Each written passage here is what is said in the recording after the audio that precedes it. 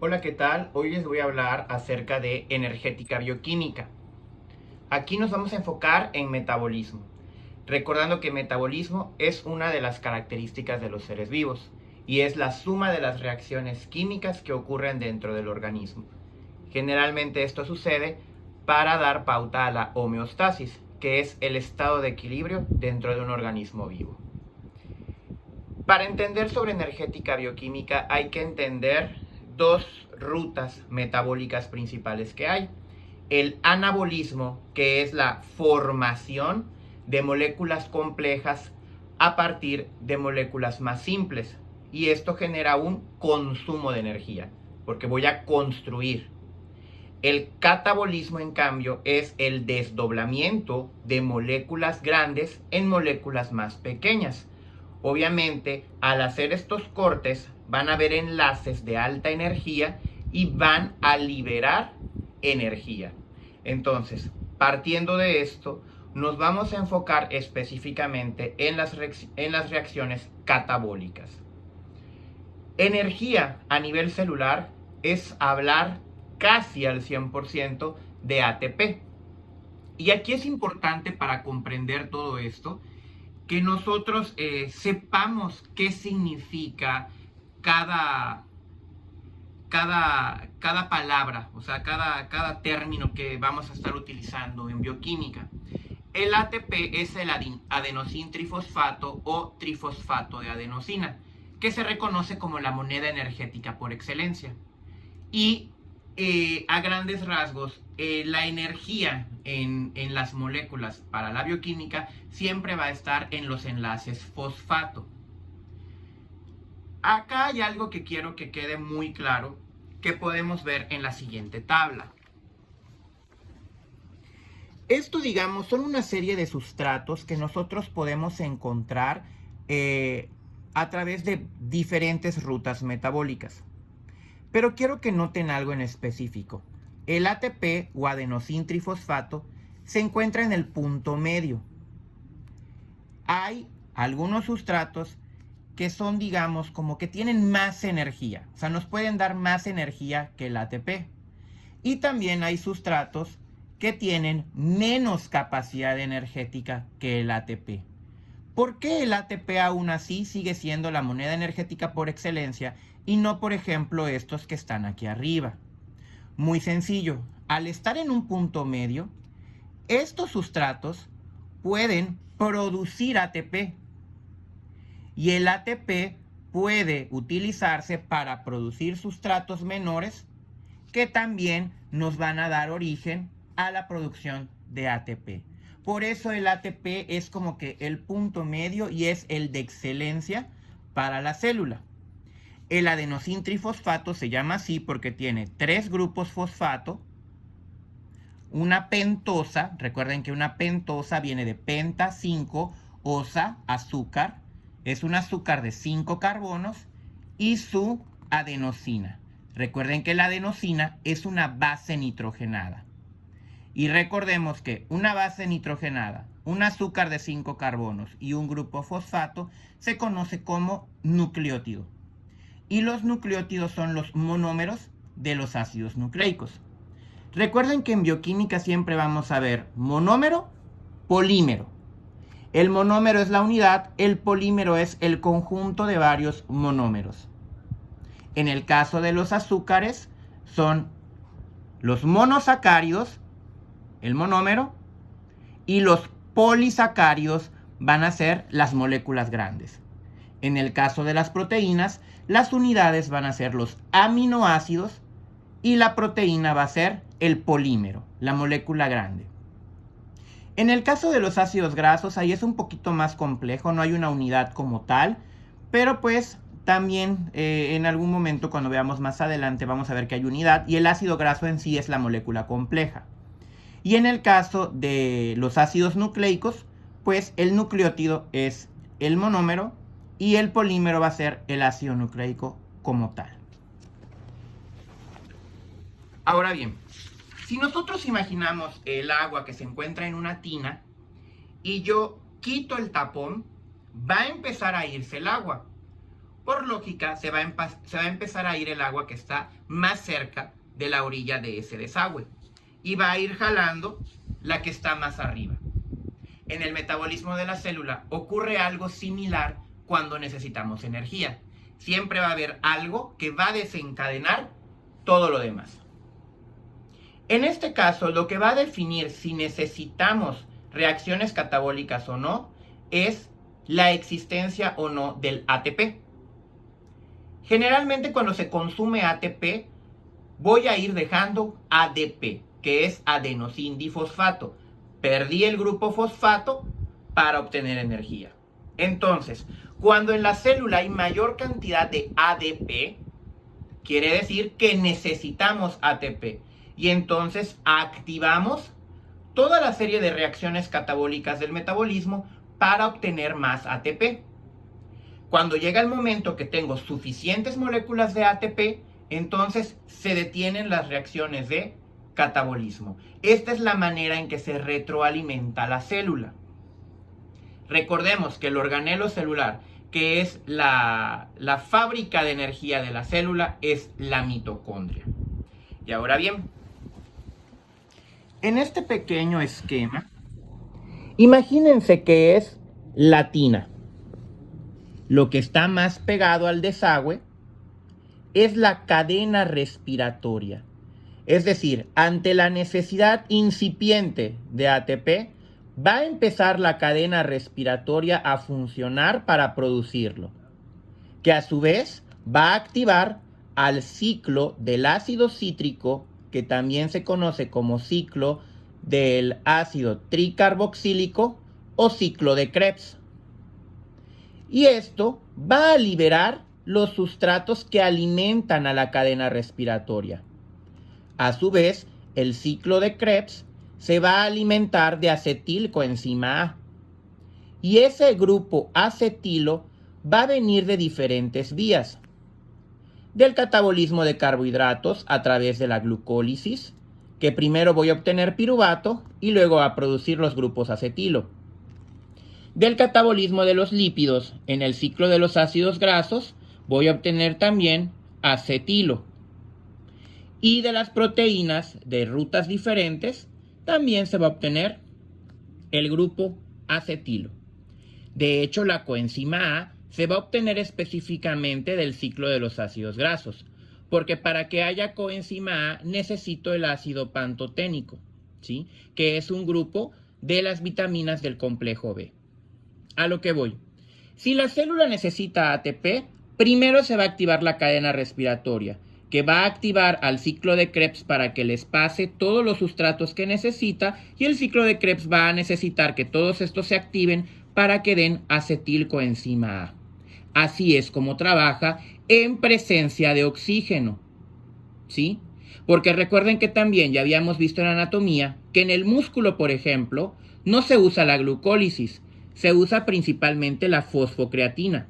Y ya habíamos visto en el cuadro anterior que la fosfocreatina es un sustrato que nos da mucho más energía que el ATP, pero no nos lo da por mucho tiempo.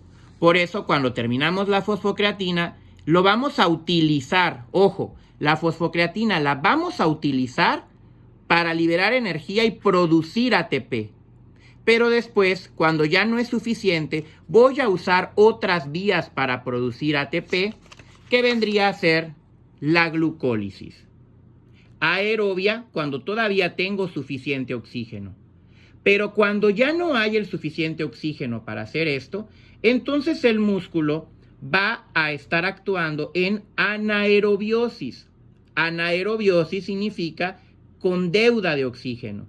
Y en lugar de piruvato voy a producir lactato. Que ya les había comentado que si esto se acumula, lo que va a pasar es que vamos a tener un calambre. Pero no quiere decir que el lactato ahí se va a quedar para siempre. Cuando la célula vuelva a tener suficiente oxígeno, todo ese lactato de más se va a transformar en piruvato y ese piruvato va a producir acetilcoenzima A para que por la vía aeróbica entre al ciclo de Krebs y luego todo se vaya a la cadena respiratoria. ¿De acuerdo? Entonces, acá básicamente el motor vendría a ser el ciclo de Krebs y el detonante la cadena respiratoria. Esto es aerobio, si hay lactato es anaerobio. Ahora bien, enfocándonos en el motor, que sería el ciclo de Krebs, vamos a entender que la cadena respiratoria es el flujo de protones. Y la cadena respiratoria va a suceder en la membrana interna de la mitocondria. Si nosotros vemos este organelo celular, es una mitocondria. Y la mitocondria es un organelo de doble membrana. Una membrana externa, una membrana interna. Y la membrana interna va a tener muchos pliegues. Esta membrana interna es muy celosa y no va a permitir entrada y salida de muchas cosas, pero va a tener unos canales específicos que deja pasar protones. Y ojo, cuando entran esos protones, que como ustedes ya deben de saber por química, que los protones son iones hidrógeno, entran, ¿sí? Y acá se va a producir el ATP. En la membrana interna de la mitocondria ocurre la cadena respiratoria. Y esos protones que vienen del ciclo de Krebs. ¿Ok? De ahí tenemos la matriz mitocondrial, que la matriz mitocondrial vendría a ser como el espacio que se encuentra en los pliegues de las membranas mitocondriales. En la matriz mitocondrial es donde sucede el ciclo de Krebs. La cadena respiratoria va a utilizar una serie de nucleótidos como el dinucleótido del nicotin-adenín, el de riboflavin, que esto no voy a ahondar mucho porque creo que no lo han visto todavía dentro de sus temas. Pero quiero que entiendan que todo esto que se va a utilizar en la cadena respiratoria viene del ciclo de Krebs. Ahora bien, el ciclo de Krebs sí es indispensable que nosotros lo tengamos muy en claro. Vamos a ver esta imagen y nunca hay que asustarnos sobre las reacciones de bioquímica. Nada más es como leer algo, es como tener un acordeón. De hecho, acá se pueden fijar. Cuando tenemos glucólisis, la glucólisis va a obtener como producto el piruvato. Eso ya lo habíamos visto. Y el piruvato, para producir acetilcoenzima A, va a perder dióxido de carbono. ¿Sí? Y entonces el NAD, que es el dinucleótido de nicotina-adenín, se va a reducir. Siempre que ustedes vean NADH, es algo que ya se redujo, ¿sí? Aceptó un H. Y para que esto suceda, se tuvo que producir energía. Y hay que tomar en cuenta algo muy importante. Siempre que se utiliza un NAD, se van a producir 3 ATP. No lo olviden. Siempre que vea un NAD que se reduce, como acá en el piruvato para convertirse en acetilo, acá ya hubo producción de 3 ATP. Luego, la coenzima A que les decía que viene del ciclo de los ácidos grasos y que tiene que haber, recuerden, el ácido pantoténico, ¿sí? Se forma la acetilcoenzima A. La acetilcoenzima A es el sustrato para el ciclo de Krebs. Esa acetilcoenzima A se va a transformar a citrato. Luego el citrato se va a transformar en cis-aconitato. Y acá les va diciendo en donde ocurre la reacción qué sucede. Por ejemplo, pierde agua, se deshidrata, actúa esta enzima, obtengo esto, luego el cis-aconitato, ¿sí? Va a hidratarse nuevamente, va a formar el isocitrato. Pero noten aquí algo muy importante. Del isocitrato al oxalosuccinato, ¿qué ocurre? Pierdo un protón. Y ese protón se va al dinucleótido de nicotina-adenin. Este H se pega acá y voy a producir 3 ATP. No lo olviden. Esto ya dio un sustrato para la cadena respiratoria. El oxalosuccinato se va a transformar en alfa-cetoglutarato. Luego, el alfa-cetoglutarato se va a transformar en succinato. Y ojo, voy a producir ATP en esta reacción, pero por otra vía, formando el trifosfato de guanosina o trifosfato de guanina, que sería otro nucleótido que luego va a dar ATP. ¿Sí? Y acá también voy a liberar un protón que se va a ir al NAD, que al aceptar el protón se va a reducir, se va a transformar en NADH y va a dar 3 ATP. ¿Sí? Acá ya llevo 6. Y si cuento los 3 del principio, llevo 9. Y otro ATP de acá, 10. El succinato se va a transformar en fumarato. Y dense cuenta que aquí voy a liberar otro protón, pero no se va al dinucleótido de nicotina-adenin, sino se va al de riboflavin. ¿Sí? Y entonces este no me va a dar 3 ATP, este me va a dar solo 2 ATP. ¿Ok? Llevamos 3, 6, 9, 10, 11, llevo 12 ATP. Luego el fumarato me va a dar malato y el malato el oxaloacetato.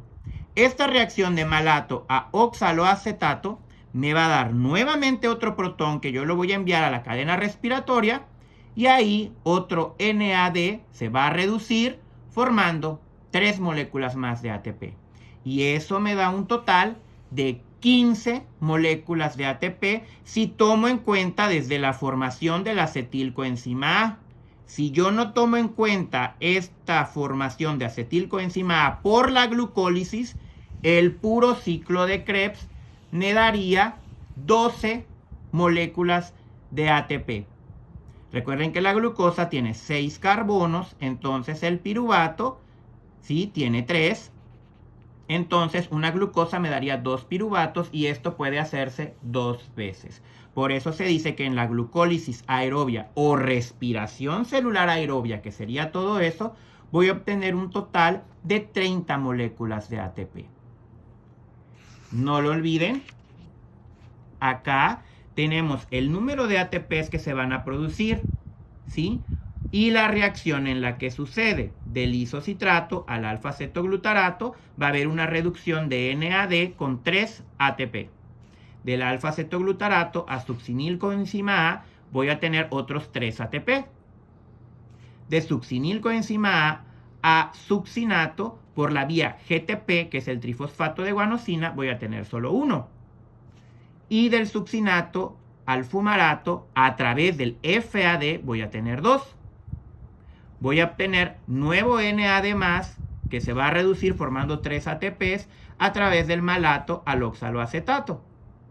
Y como les decía, si tomamos en cuenta el piruvato a la acetilcoenzima A, tengo 3 moléculas más de ATP. Como pueden darse cuenta, es realmente muy sencillo. Sé que son muchos nombres, pero en bioquímica no hay que aprendernos las reacciones de memoria.